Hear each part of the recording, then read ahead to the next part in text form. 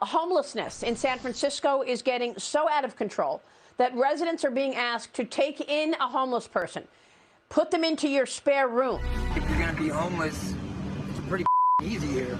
I mean, if we're going to be realistic, they pay you to be homeless here. This right now is literally by choice. It's like, why would I want to pay rent? I'm not doing it. I got a cell phone that I have Amazon Prime and Netflix on. Now, it's like the cops are, it's like they're your neighbor, you know? Chaos, violence, crime, addiction. The drugs out here are killing people. Residents are being asked to take in a homeless person. I think that they are suffering from chemical slavery. Put them into your spare room. I think there's a better alternative, but it involves 3 key Ps: policing, psychiatry, and probation. And in the radical left, who runs San Francisco and much of California, even doing policing, psychiatry, and probation is considered too oppressive and a way of making people suffer more, and it's false. I mean, I interviewed hundreds of people for my book, San Francisco. These people are attracted to San Francisco because it offers the most generous welfare benefits that come for the food. The food stamps, they often trade illegally for cash. They use all the money to buy drugs. He did confess also that he had sold fentanyl to a 15-year-old and a 16-year-old. San Francisco reported 650 drug overdose deaths last year, nearly 3/4 of them related to fentanyl.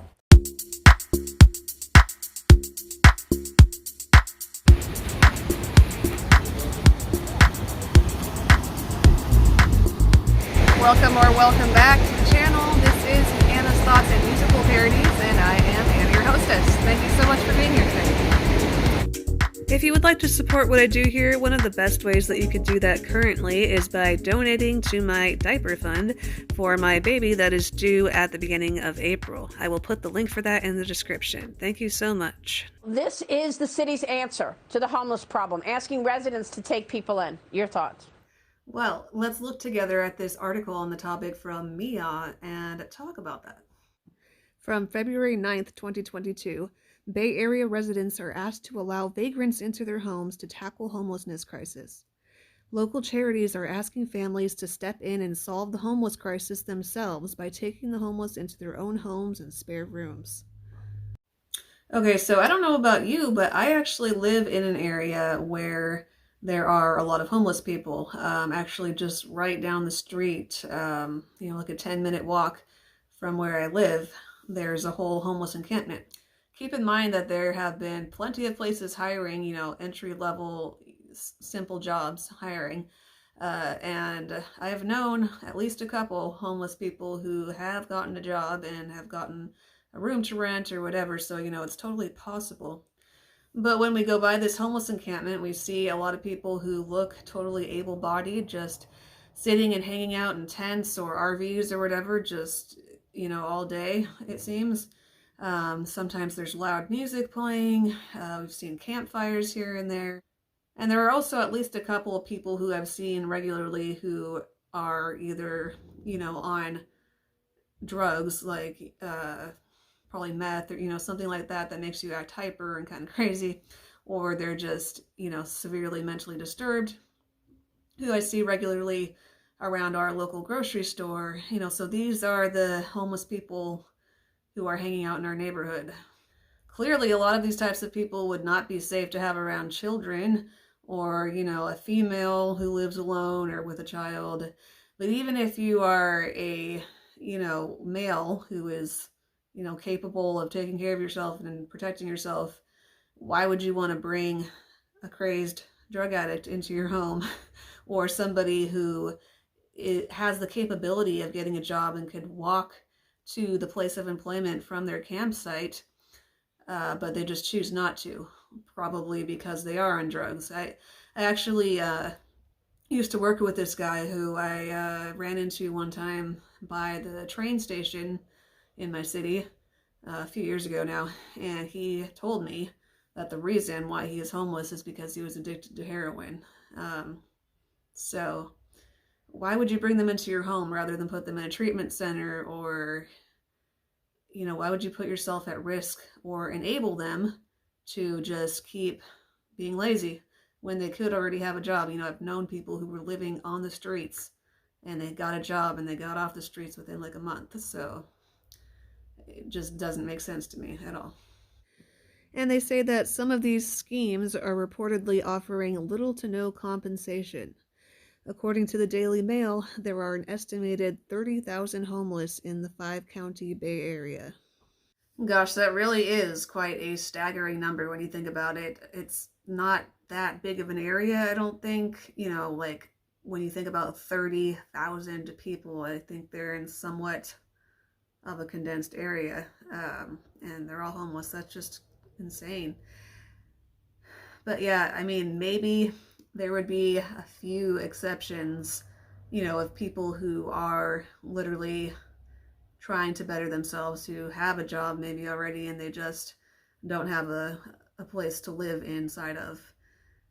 You know, maybe you could use extreme wisdom and discernment and give those people a place to stay.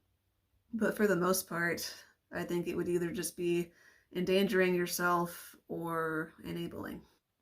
Christy Carpenter, the executive director of East Bay nonprofit Safe Times, told Mercury News, "This is something that someone can do when they just feel that despair of, oh my gosh, I just can't stand seeing these poor people on the streets near my home." This right now is literally by choice. The group, which places homeless people in spare bedrooms for 1 to 6 months, has made more than 60 placements since 2017. It's like, why would I want to pay rent? I'm not doing it. I also helped out a few times in the past with a homeless ministry that my church did. I'm not sure if they still do, where they have this backyard at the church and they would have a little Bible study with the homeless people, and then they would give them a meal, you know, to make sure that they heard the gospel first and didn't just come for the food and leave. But one time I talked to this one guy who was a homeless guy who came there, and he literally told me that he's homeless by choice because he doesn't want to have to pay rent and he just enjoys the lifestyle. I've seen multiple interviews on the internet of, you know, young people, like teenagers or people in their 20s, saying the same type of thing. And I forgot to even mention the violence, like all of the attacks made by homeless people that we saw in the intro. So these are all things to put into consideration before deciding if you want to bring a homeless person into your home. But now for the rest of this video, I'm just going to play an interview with Joe Rogan that I thought was pretty interesting. It's mostly his guest, Michael Schellenberger, talking about how this whole homeless epidemic occurred in the Bay Area in the first place. And Michael Schellenberger is an American author who wrote such books as Breakthrough: From the Death of Environmentalism to the Politics of Possibility, and Eco-Modernist Manifesto, and Apocalypse Never: Why Environmental Alarmism Hurts Us All. He also founded an organization called Breakthrough Institute. When did San Francisco shift? Because I've been going to San Francisco to do stand-up since the 1990s, and I don't know when I noticed it. There was always homeless people, but they were not camping. Like, it wasn't as chaotic.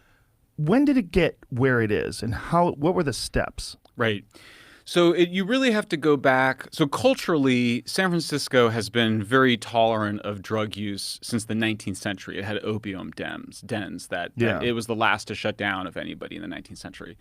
But then you really go, then you have the 60s and a celebration of drug culture in the 60s. People think of it being psychedelics and marijuana, but it also included amphetamines and heroin. Do you know that that's also where the CIA did Operation Midnight Climax? That's where they did where they would have brothels and they would dose the Johns up with LSD and observe them through two-way mirrors. You have to go to the 1990s with the movement that I was involved in, harm reduction, also had, at the same time, it wasn't exactly the same movement, but it was also expanded treatment of pain through opioids. And that's the beginning of the opioid epidemic, really begins with the liberalization of opioids. Obviously, the pharmaceutical industry encouraged it. Obama then, we started restricting that around 2010, and then a lot of those people then switched to heroin. And then meanwhile, in the background, really growing from the 60s, but just getting more and more intensified and concentrated, is meth. They both kill. Now we're into next generation opioids from heroin, which is fentanyl. So you basically, on the one hand, you get gradually increasing death toll from that 17,000 in the year 2000 to 93,000 last year. But fentanyl also is game changing. You get to fentanyl and it's much easier to just overdose directly on fentanyl. And now the Narcan's not working as well against the fentanyl. So that's basically it. Definitely Occupy brought a lot of tents into the homeless community. Interesting. In 2011, I mean, I remember around in Oakland where I was working at the time, there were all these Occupy tents at the down in front of the city center. And the same thing in San Francisco. And then after Occupy ended, the activists, the anarchist activists, just gave the tents to the homeless. We euphemize it by calling it an encampment. You know, it makes it sound like it's a happy camp. Yeah. But we know that, you know, women are raped in those camps, mentally ill people are taken advantage of, people overdose and die, people are killed. When you can't make payment for your drugs, the drug dealers stab you with a machete. And then we even see basically cities and police becoming more liberal around public drunkenness in like the 70s. And in the 1980s, when homelessness really emerged, you mentioned comic relief. I mean, comedians actually did a real disservice on this issue. You know, Billy Crystal, Whoopi Goldberg, Robin Williams, by suggesting that homelessness was a problem of poverty.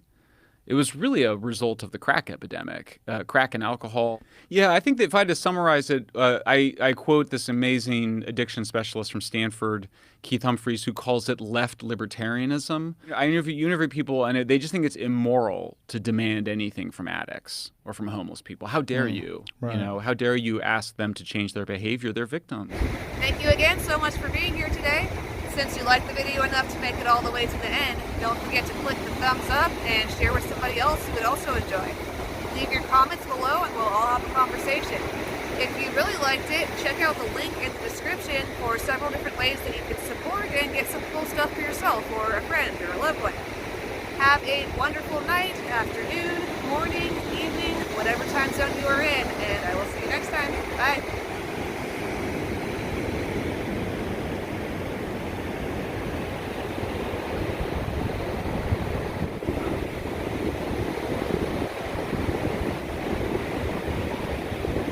And we